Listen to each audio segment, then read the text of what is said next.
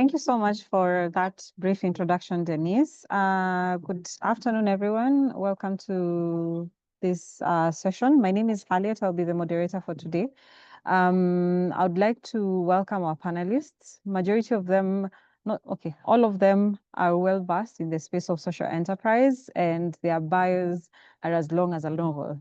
So to ensure that we don't use the 1 hour to go through the bios of our amazing panelists, I'll give all our panelists an opportunity, at least a minute and a half at most, to give a brief introduction about themselves, the work they're currently doing in the social enterprise, and the work they're doing in the social enterprise space. So we'll start in this sequence. We'll start with Wambui, then move to Brother Jonas, then to Ronald, then to Mr. Sebastian, and then finally with Mr. Joseph Amisi from Shoflo. So over to you, Wambui. Thank you. Thank you very much, Harriet, and good afternoon or good morning or good evening from wherever you're joining us. So my name is Wambui Karanja, and I am a co-founder at TWIFund. TWIFund is an intermediary. We are based in Kenya and have also some clients in Rwanda. And basically what we mean when we say we are an intermediary, we enable grassroots organizations. Our focus is grassroots organizations who cause impact in their communities. So as an intermediary, we access them to funding as well as direct capacity building or capacity building through our partners. So as I'd said, we are based in Kenya and Rwanda. We currently have around 250 organizations on our platform. So all this happens on a tech-enabled platform that is TWIFund itself. And how our model operates is because, as you all know, the challenges of grassroots organization and small organizations in terms of accessing funding is we create consortiums within the organizations on the platform. This helps them, all the projects that are going on, being scaled into one big project, which then attracts better funding and also builds capacity. I also serve as a Catalyst Now Kenya chapter as a co-chair. So I'm really looking forward to the conversations that we are going to have. And over and above introducing myself, our moderator had guided us to just open up the conversations. I think, is that okay, Harriet? Okay, great. Yeah. So I'll still take a few of the minutes just to, open up the social enterprise space. And for me, it will go beyond social enterprise.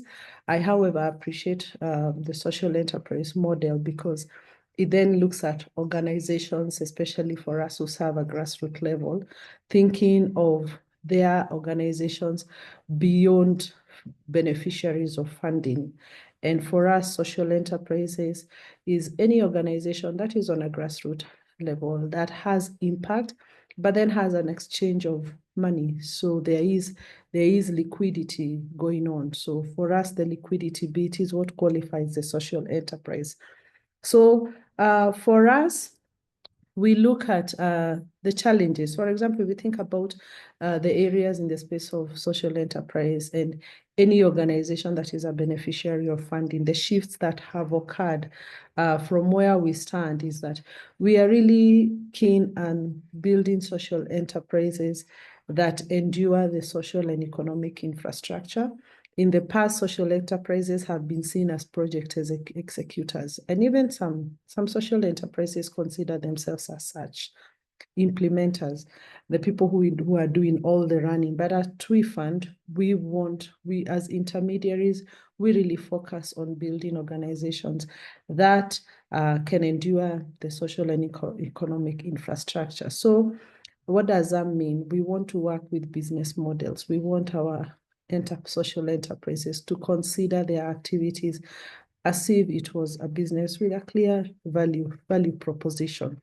That's one way of looking at it. A second way is institutional staying power. So when you get funding and your project outruns the funding, what happens? Does the organization die? So just being able to have that ability to stay. And then creating our own solutions as social enterprises, not donor logic, but really contextual logic based on the areas that you operate in, the solutions that you're causing in your community. So constantly being bold and being brave to create that kind of contextual logic. I see somebody on the call talking about housekeeping. I don't know whether that's for you, Harlet. I don't know if I should stop and let you address that. No, just proceed because of we are 15 minutes in, so just Thank proceed. you. Thank you. Thank you. And then so so yes, so that kind of constant thought that when the money dries out, do we die? You know, so really some institutional stay in power. We all know that there is always the barrier to funding and barrier to capital, you know, just not being able to access the money. And we, again, I always want to keep referring to what we do at TWI Fund. We don't want to think of it as a barrier to capital, but we want to encourage social enterprises to think about the architecture around that capital, you know. How are we positioning our organizations? How are we running our organizations so that it is not a barrier to capital, but it is the structures that we have or we do not have that are then preventing that capital to flow.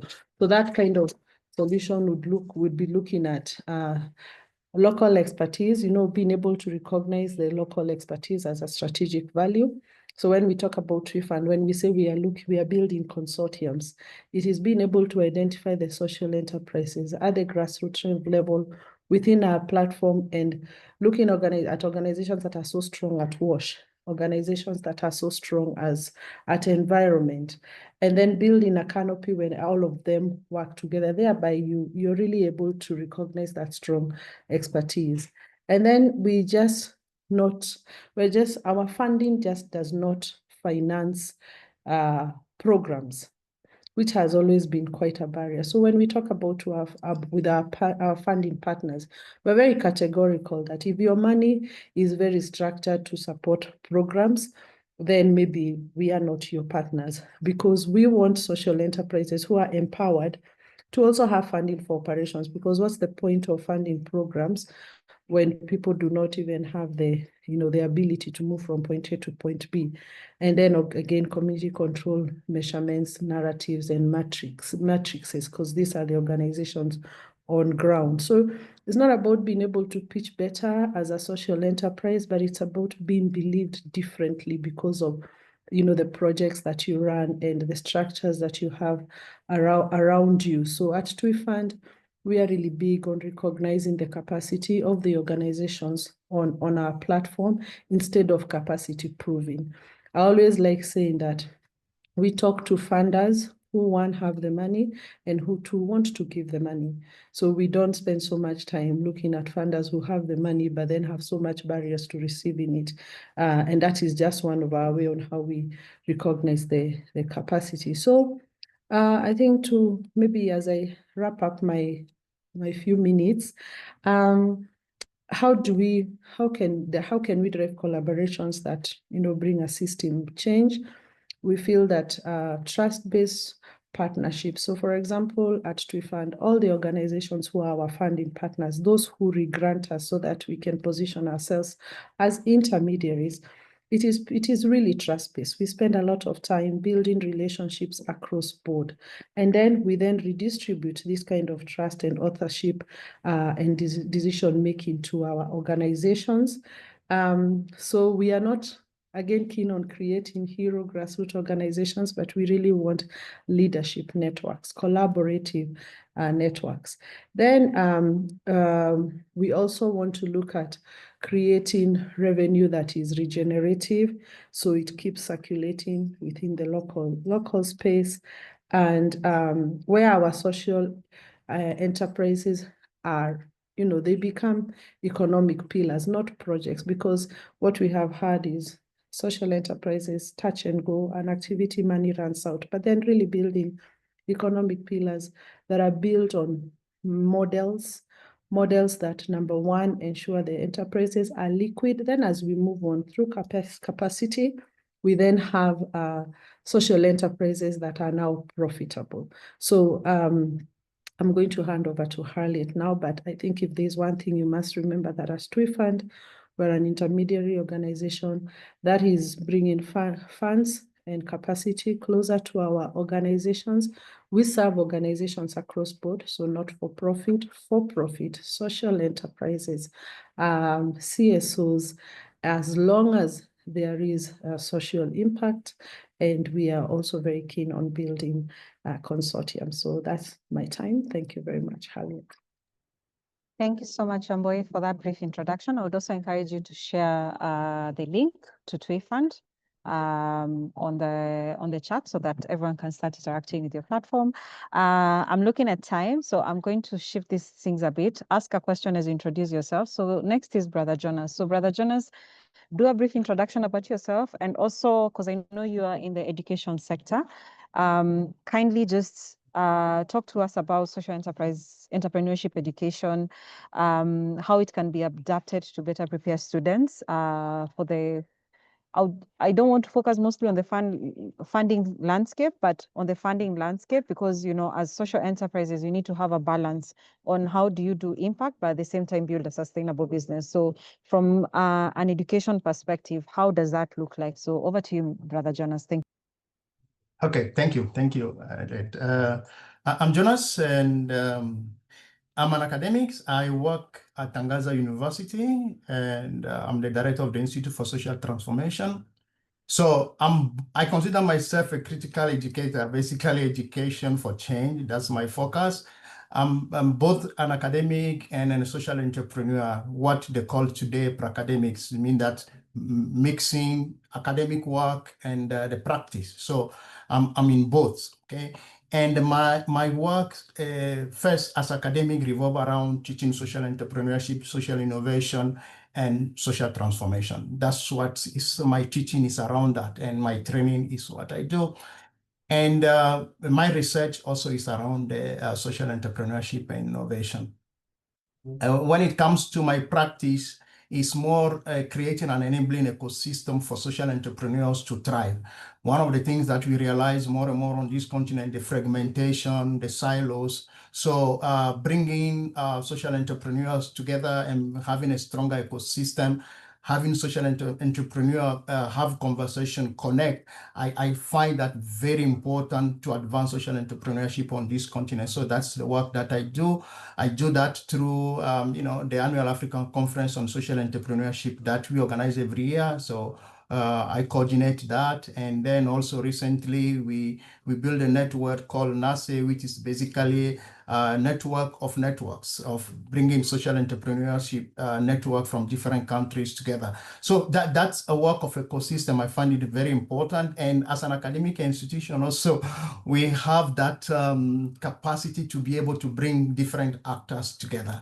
So that is what I do as an academic. And also I have a very particular attention to the student, training student to become social innovators. Okay, I really believe that students have what I call dormant capacity. Okay, dormant capacity to become innovators. So, and the work that needs to be done is to unlock that capacity to training, to exposure. You know, we have different approaches that we use to help the student unlock that dormant capacity potential that is in them.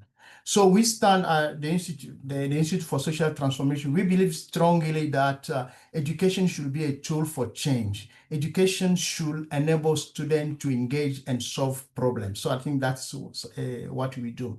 So coming to the question that you're asking about the entrepreneurship education. One thing that is I've observed is that not many universities are taking entrepreneurship education seriously on this continent. Okay, especially social entrepreneurship education. Not many universities are taking that seriously for different reasons. And what we see is it remains a kind of, those who are doing it is a kind of appendix. Okay, I normally say that Tangaza University is one of the few universities that one of the few that have full-fledged programs and deliberately training young social entrepreneurs, and then also those building capacity of even established social entrepreneurs. So number one is that we are not very serious about social entrepreneurship, and we need to shift that. University needs to change their attitude, their mindset towards social entrepreneurship, because the mission of university is really to prepare people for a society, people who address society. The mission of university is never to train people to be jobless. Because now, my argument is always, every time university train people and offload them in the society and they are jobless, universities are failing. So how do you shift that? You shift that by really taking seriously social innovation education, social entrepreneurship education that actually give the tools, to the student to be able to innovate, to create some solution to problems, to maybe go to their community and put something that has been there for long and try to address it. So what I see is very university taking seriously this social innovation and entrepreneurship education.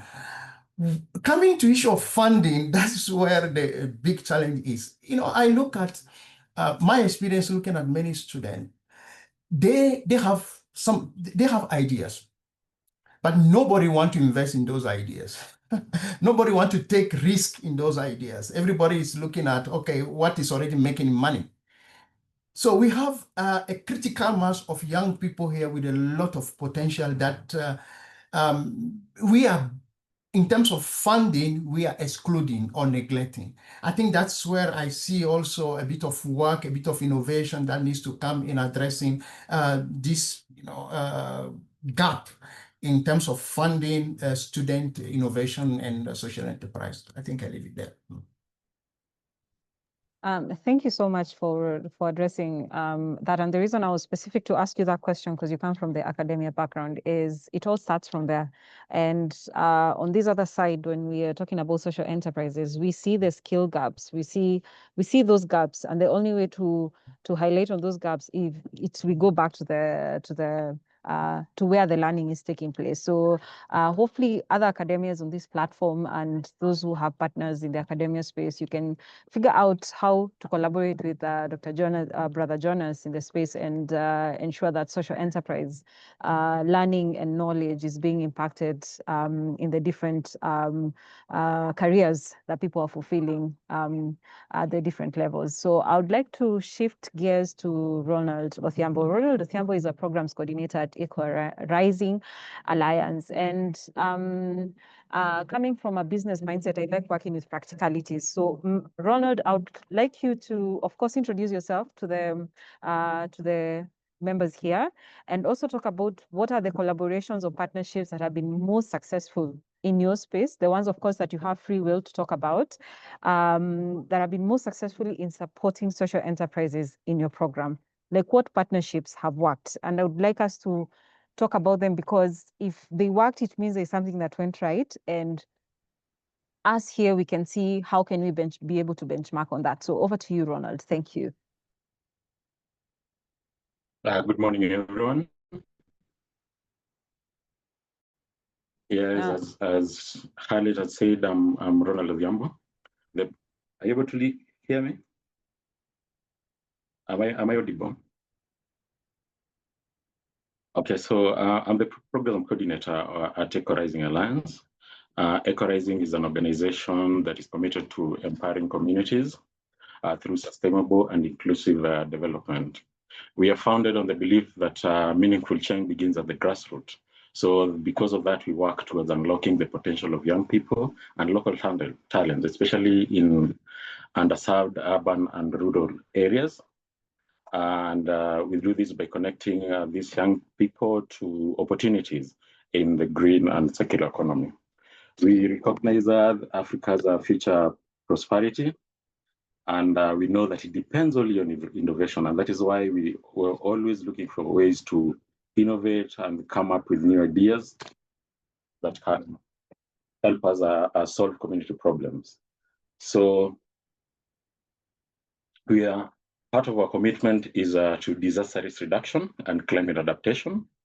And we actively aligned with several frameworks like the Making Cities Resilient 2030 framework. And we utilize the tools that these frameworks provide, like the UNDRR addendum on displacement that, sorry for that. So like the UNDRR Making Cities Resilient scorecard for cities, with its addendum that we use to assess local gaps and co-develop community actions and action plans.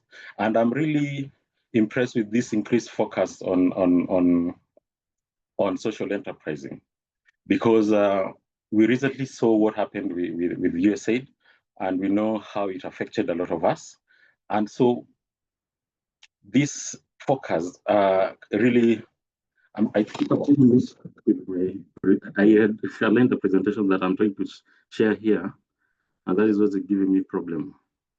Just 1 minute, I wanted to share this presentation.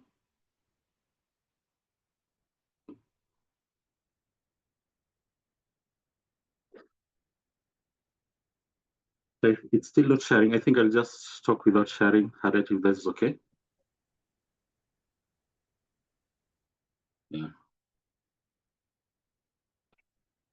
So in the past, our programs really relied on donor grants, and we saw what happened with USAID, where most of we saw a lot of organizations close down, and even research has shown that about 97% of African-funded CSOs remain small and unable to scale their impact because of this over-reliance on donor funding.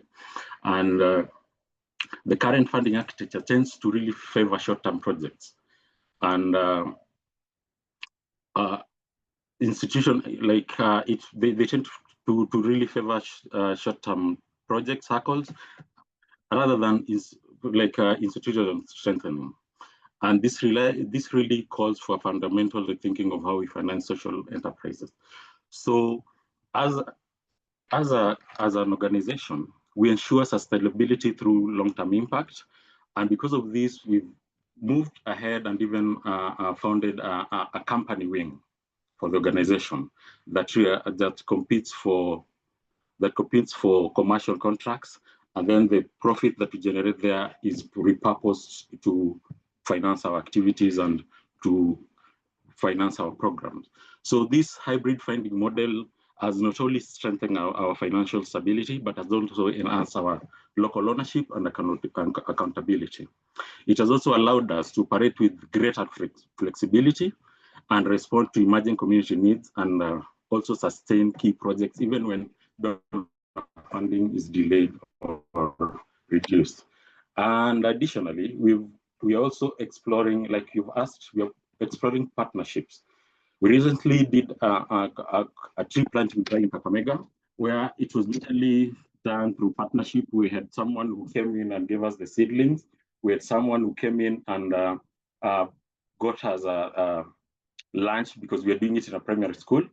And it's through collaboration that we are able to do this. But our main source of funds for our program at this point is the social enterprise, which is the company arm of our organization. But as we all know, it is a company that is limited by shares, so it really comes with the challenge of repurposing this money, because we have to also operate within the confines of law. So this shift, the way you're going to reallocate this money from the company to our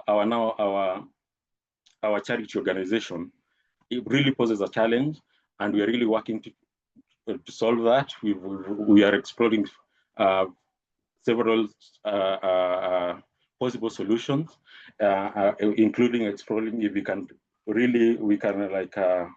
restructure the company to be a company that is limited by guarantee. Thank you so much. Thank you so much, Ronald, for being vulnerable, number one, and sharing about the challenges you're experiencing. Really appreciate it. I'd like to highlight one or two things that you have mentioned that I hope also that everyone else has taken note. Number one is how you've registered your business, registering it as a company limited by guarantee. Already, that sets you apart.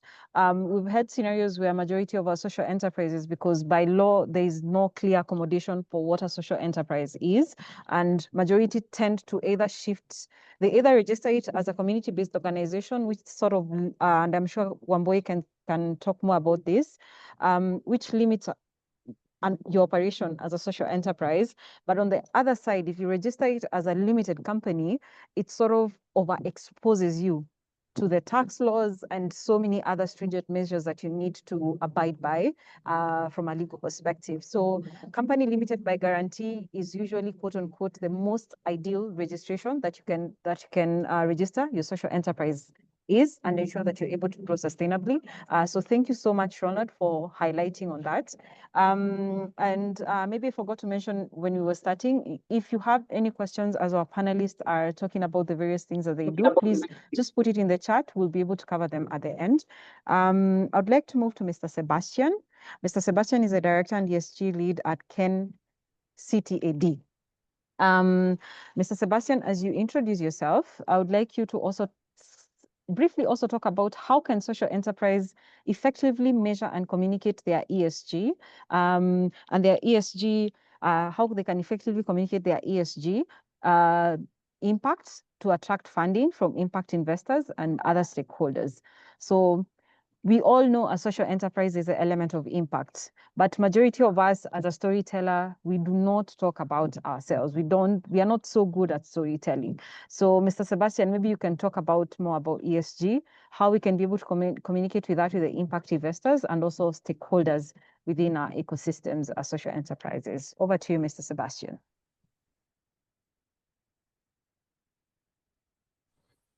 Hi, everyone. Can you hear me? Yes, can hear you. Yes. Apologies. I'll have my video off. I'm up country right now, and turning on the video would mean lagging all through my conversation. But just for purposes of the question you've asked, my name is Sebastian Davis Ngida. I'm a director and ESG lead at KENCTAD. KENCTAD is a trade and development organization. I'm sure you can hear my background singers. We are a trade and development organization. And what we do is we look at trade as a tool for development, basically. So the simple act of buying and selling, how can it be used as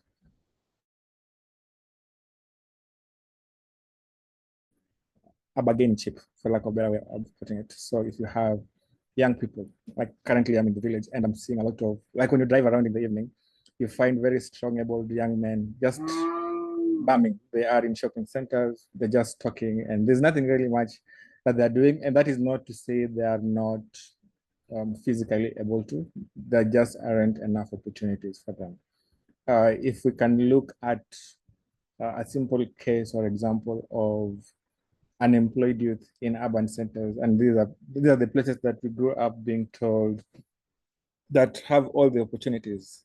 Now you can imagine the people in Kitale, in Busia, in Wajir, who are, yes, able, some of them have gone to school, but don't necessarily have the right opportunities presented for them. And they don't know, some of them don't know how to create these opportunities. And so the interesting thing that we've come to see over time, kind of just to jump the gun, is if you come up with a project, I know someone said they don't like projects, but if you can come up with a project or if you have a solution, they actually know what exactly is needed to make that thing work. And so that general involvement of the different members that you'd like to work with. And so just for context, when we started off, we were just a conference, even from the name KENCTAD, Kenya Entrepreneurs Conference on Trade and Development. And what we used to do is just curate such conversations where you bring players from academia, from government, from the private sector, and we just have a full day of conversation. And that is good. By the end of the day, guys are like, what have you done? What is it that you can show us? Where are the examples of the things that you're actually talking about? And so what we did is we decided to make sure that our next conference is going to be a way to report what we have done as an organization. And so if we have an ESG conference, for example, or an e-commerce conference, for example, we challenge the members in the audience to come up with solutions within that same space, within that same point of conversation, and work through with them. And then now during the next edition, that becomes one of the reports that we present to the members that attend. And so what we've seen over time is there's a consistent urge to solve for problems and come up with solutions, and in a way that can be monetized. I'm going to give you an example. One of the projects that we came up with after our World Environment Day conference last year was the issue of textile waste. And so what we did is we came up with a project called Good Still. So Good Still is basically a platform where if you have clothes that you no longer want or need, you donate it to us, and then we make them available to women who are jobless. And in most cases, because of where we set these hubs up, they are in gated communities. So the house helps who have that period where they have nothing to do, they come and check out these products, take photos, post online, and earn a living. And over time, we figured out a way to make it sustainable in such a way that everyone who's involved in that pipeline actually gets value at the end of the day. And so going back to the question you asked, if you look at ESG at the very basic level, it's a measurement tool. At the very core of ESG is sustainability. How is this thing that you're doing environmentally sustainable? How is it socially sustainable? And even from a governance perspective, how is it sustainable? How are you taking care of your stakeholders? How are you taking care of the communities you operate in? And how are you taking care of the environment? And so when you're looking at the measurement, like you said, some people don't like telling their own stories. But if you look at the measurement of what you do, you just need to ask yourself, what is the materiality? What are the pointers? What are the specific things that our stakeholders and our shareholders care about? And curate narratives and stories around that. Just make sure they are not fictional. Just make sure that whatever you're saying ties into what you're doing, and the data that you're producing is actually data that can be actioned on and even become a way for other people to earn a living out of it. Thank you. Thank you so much. Thank you so much, Mr. Sebastian, for sharing that and sharing the insights. Maybe what I can add when it comes to sharing your story of impact, we tend to assume that we need to impact 1,000 people or 1,000 lives for us to start talking about it. But just start with the 5. Talk about it, share a newsletter, have a conversation, share a small WhatsApp message with your stakeholders. The ripple effect of that in due course will sort of morph into something great. There's a verse in the Bible that says, knock and the door shall be opened. If you don't ask, no one will give you an answer. So there's when it comes to telling our stories and impact stories, there's just been a habit of us as Africans in this ecosystem being very humble in how we convey what we do. We really don't play. So I'd like to encourage everyone as we wrap up 2025, be bold in the stories that you share, be bold about the work that you do. You'll see the ripple effect with that in due course. So I'd like to move on to Mr. Joseph Amisi from Shofco. We all know Shofco, they're doing amazing work. Shofco, Mr. Joseph, as you introduce yourself, I would like you to talk about, how can social enterprise navigate regulatory challenges when accessing funding from international sources? I believe we have seen the scale that Shofco has grown, and I believe you have so much insights that you can be able to share with the rest of the change makers and social entrepreneurs and social enterprises in this forum. So over to you, Mr. Joseph. Thank you. Thanks, Harriet, and I hope I am audible to everyone. Yes, my name is Joseph Amisi. Everyone calls me Joe, as it's listed out there. And I'm the General Counsel at SHOFCO. I'm a lawyer by training. And I'd just like to highlight a little bit about SHOFCO. SHOFCO is a public benefit organization, formerly known as an NGO here in Kenya. We now transition to the PBO Act. And it's an innovative organization that has a lot of activities, if I may call them that, or projects in various fields. We have work in education. We have schools and libraries around the country, health, sustainable livelihoods. And I do notice my director of the Sustainable Livelihoods Program is attending this session. Thank you, Julius. Hi, everyone. Thank you, Joe. Yeah, we have the Gender and Inclusion Program. We have Water, Sanitation and Hygiene, WASH. We have a Community and Social Empowerment arm, which is popularly known as SUN, SHOFCO Urban Network. And we also have activities in financial inclusion. You might have heard of SHOFCO SACCO, which is leading on that. Let me take it straight to the question, Harriet, that you put forward. How social entrepreneurs can navigate regulatory challenges when accessing funding, especially from international sources. I think where I'll start off from is something that's been mentioned earlier. I think, Harriet, yourself, you mentioned it. A lot of the other panelists, in particular, Mr. Odhiambo, touched on it. You need to look at the mode of establishment of your social enterprise or organization. And it's really easier to get funding, not from the traditional method, which is donor funds direct to an organization. But if you're looking at social enterprise, you want to be able to access those funds through a vehicle that is closer to a company. And I join with you, Harriet, in noting that an actual company, private limited company, is kind of too harsh when it comes to taxes and so on. An NGO or a PBO like what we are as SHOFCO is a bit on the other extreme. It lends itself more to donor funding than anything else. But when you have the company limited by guarantee, in the absence of any law that outright creates a vehicle for a social enterprise, that works very well for especially the Kenyan situation. I'd also just want to note very quickly that the move from the NGO Act to the PBO Act in Kenya kind of increases the space.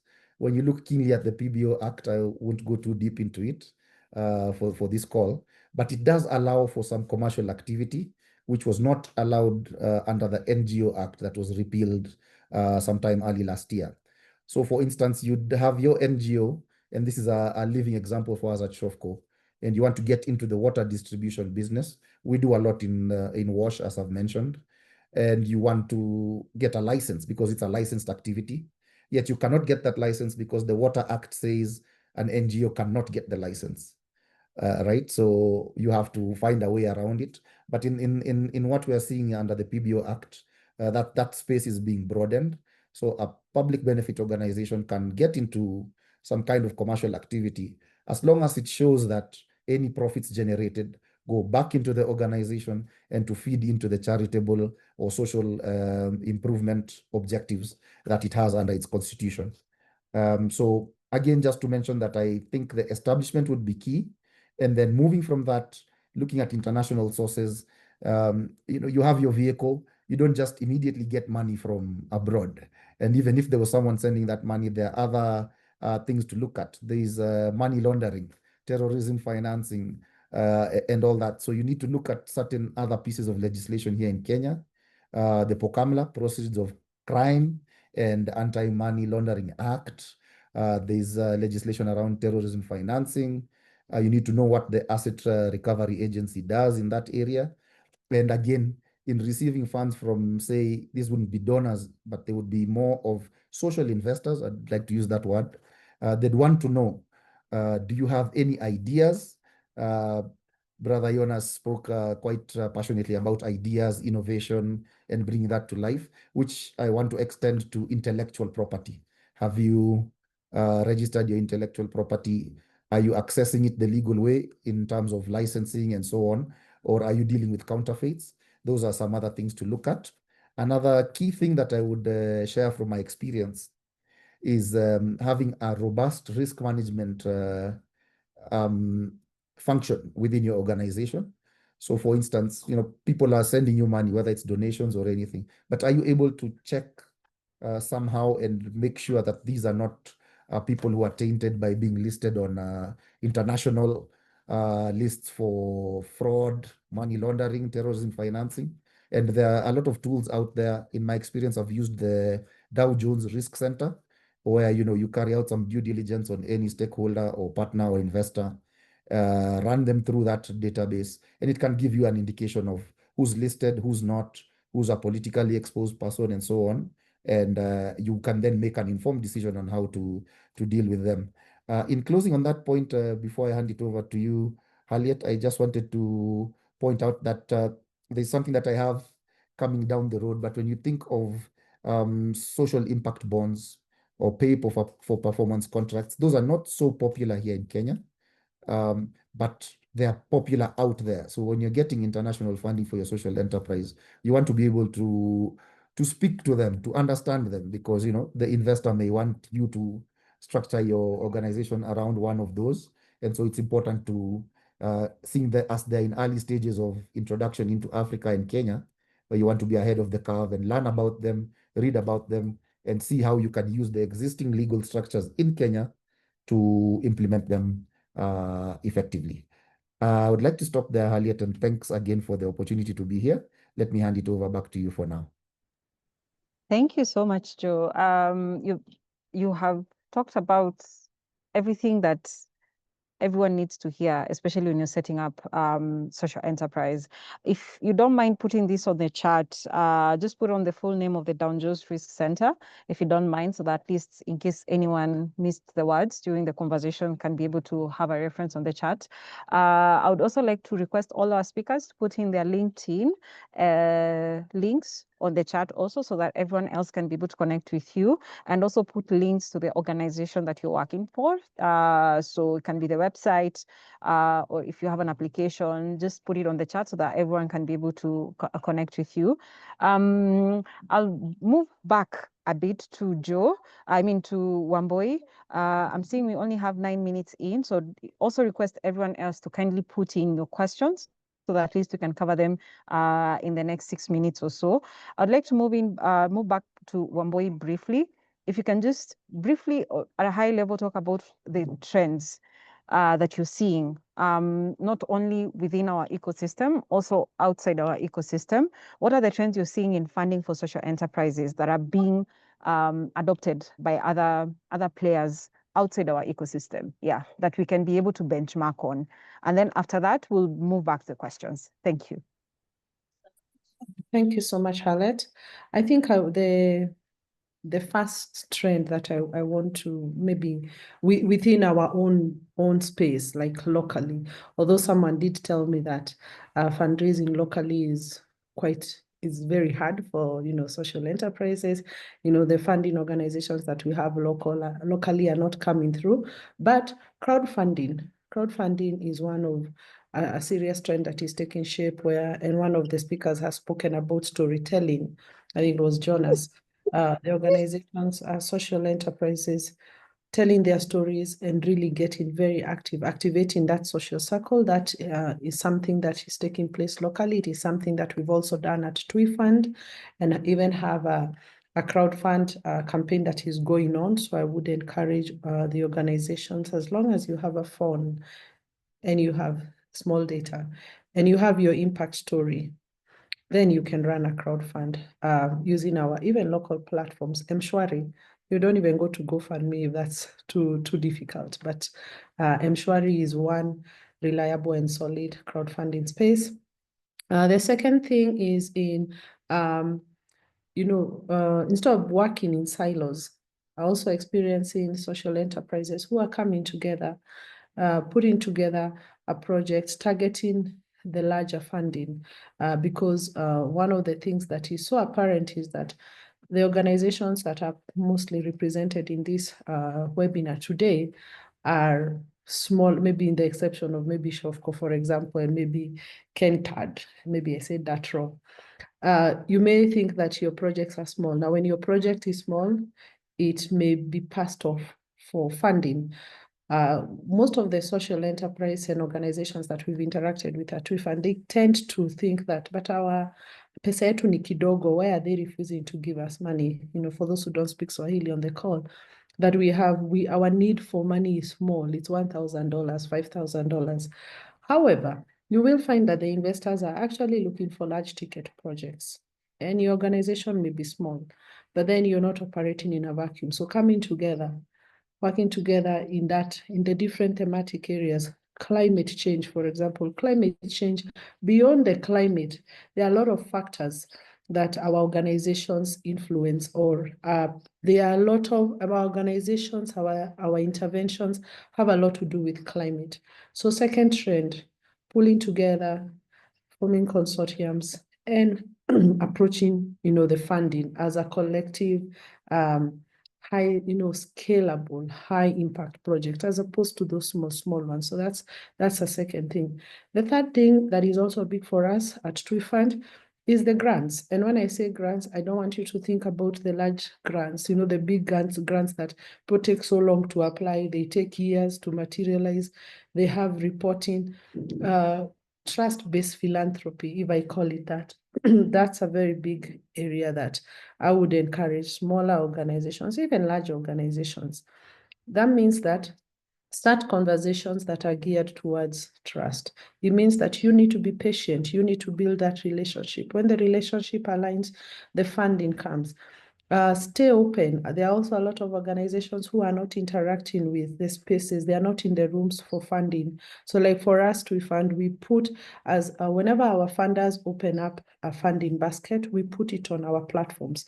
We tell you, apply for this. It may be $5,000, maybe $4,000, but then apply for those small grants. So it is small grants that allow you to interact with funding, that allow you to build your impact, that allow you to get your story right, and then eventually leads you to larger funding. So in summary, crowdfunding, don't do it alone.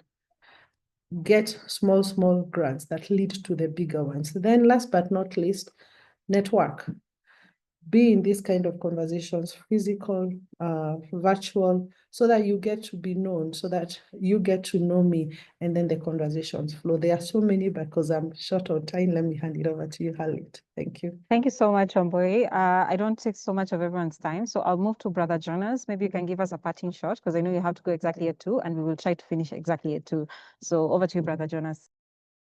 I want to build on what Wambui said, the last thing she said about the small grant. I also believe that, especially for the entrepreneur, the kind of entrepreneur I work with, student, that's also my advice, to go for those small grants.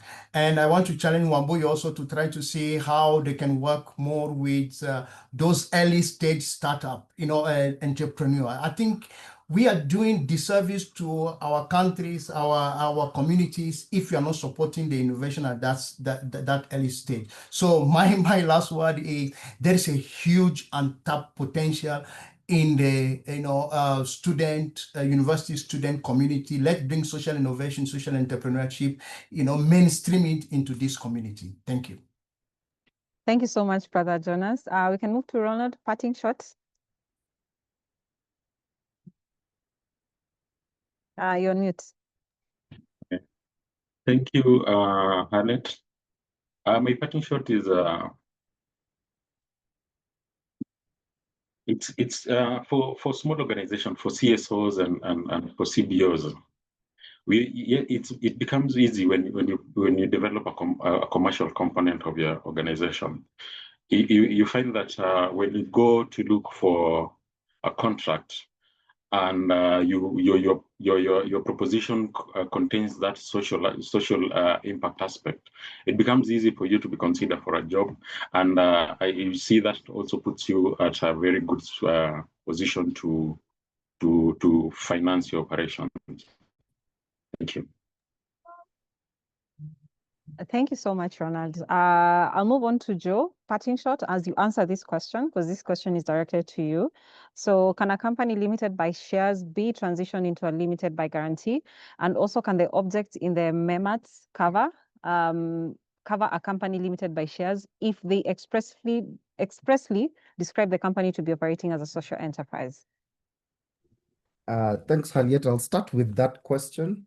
Operationally, it's not very easy to transition from a private limited company, with shares into a limited by guarantee. And that's just because, the law as it is under the Companies Act of 2015 doesn't quite allow for that conversion. And maybe this is an area that needs to be looked at in terms of law reform.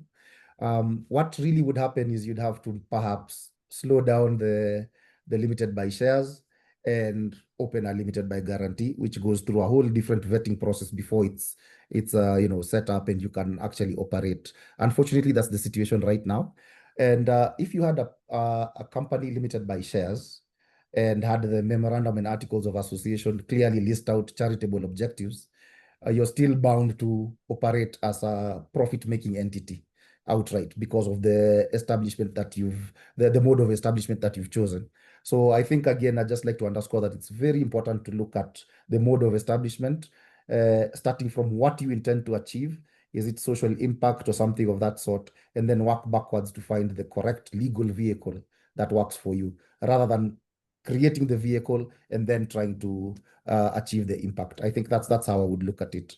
My parting shot, very briefly, I'd just like to, beyond thanking everyone for being here and listening to us, and Harriet and your team for putting this together, just point out that SHOFCO is trying to be innovative, and we are not just trying, we're actually doing it.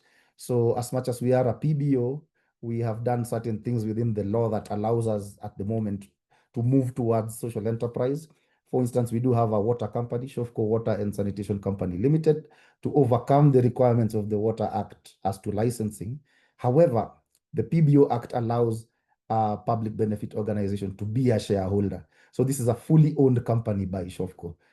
And therefore, any profits that came out of that company, once licensed, would go back into the pot that finances the charitable activities of SHOFCO. We are looking at rolling this out with some of our other units and our programs. And I think as you look at the news and maybe interact with us through the links that I've put up there on the chat, you can learn more about our journey. We are open to discussing this and coming together with others. You can see one of our key words is communities. So we want to partner with everyone. I'm happy to be here with my fellow panelists who I think are people we can work with going forward. And just wanted to point that out, that you can still make a way for your social enterprise, even where the law does not outrightly allow it. And never think that the law stops you. Think of ways around the law that are legal, but navigating around it to achieve your social impact and social goals. Thanks again, and I'll hand it back to you, Harriet. Thank you so much. Thank you so much, Joe. Giving it back to Sebastian for parting shot.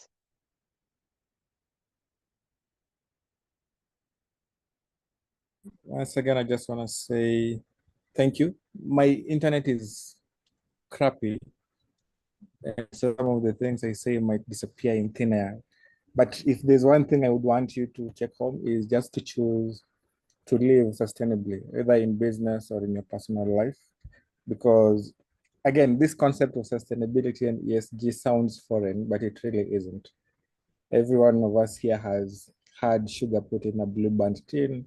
Everyone here has had neighbors come and be like, you know what, we don't have salt, can I borrow some? And so this thing of working in silos and thinking that these concepts are new, I think that things we should do away with and just start having these conversations about how do we make decisions that are generally good. So if you're doing good business, make sure you're taking care of your stakeholders and shareholders, and actually curating reports that address the specific needs that people who are affected by the tentacles of your business, like if you have those reports and they're tackling the issue that individuals who are impacted by your business care about, then you'll consistently have a narrative that is fundable. I would imagine, even in the case of SHOFCO, you are addressing a need that people actually care about. They're like, we need water, Even so, even when you go ahead and set up a for-profit company, you've actually built a name that is trustable. And they're like, okay, if they gave us water at an affordable price, if they're selling, they must be selling good water as well. And so as social enterprises, if we can borrow that method of saying, anyone who our business affects, we're going to make sure we are doing good by them, then I think we're going to be on the right trajectory. And thank you once again for inviting me for this conversation. Thank you so much, Sebastian. I want us to wrap it up, but I'm seeing, Pauline, you've had your hand up. Maybe you can, hopefully it's a comment and a question. Maybe you can get a minute. I will just do it very fast. Thank you for giving me the opportunity. Pauline Madero here from Kenya for Resilience and a network of civil societies. My urge to all of us is, from my experience, this information is there, yes, but it is not reaching the grassroots. Most of them are still in the traditional way of funding. They're not thinking outside the box, which is a very good initiative. So if we could cascade this information to the smaller grassroots organizations to understand that there's this potential whereby they can get this kind of funding out of the normal funding, then it will really, really bring change to the communities. And that is where change starts from, and change stops also there. So thank you very much. Thank you so much for highlighting that, Pauline. And I believe we have Wambui and we have the rest of the leadership team for Catalyst Kenya on this call, and I'm sure they have heard you. So it's over to them. I would also, from a personal perspective, as your host, it's been great to have you all here. Thank you for joining this great conversation. I know funding is a conversation that will need to take more than 24 hours to discuss. And the insights that have been shared here, I feel like as an action point, they should not end. Right, so I'll hand the baton over to the Catalyst team to organize info session with the likes of Joe and Pauline, who are on the ground and they understand exactly what's happening, so that at least everyone can have an opportunity to learn. So thank you everyone for joining. Thank you for the questions. Thank you for being here. Now to Noreen, Wambui, and the rest of the Catalyst team to ensure that these conversations go on. So we'll be looking forward to more links to info session, guided by the great minds that we have in this space. So that's all from my end. Thank you so much. Over to you. Bye-bye. Bye-bye, everyone, and thank you for the invite. Bye-bye. Thank you. Okay.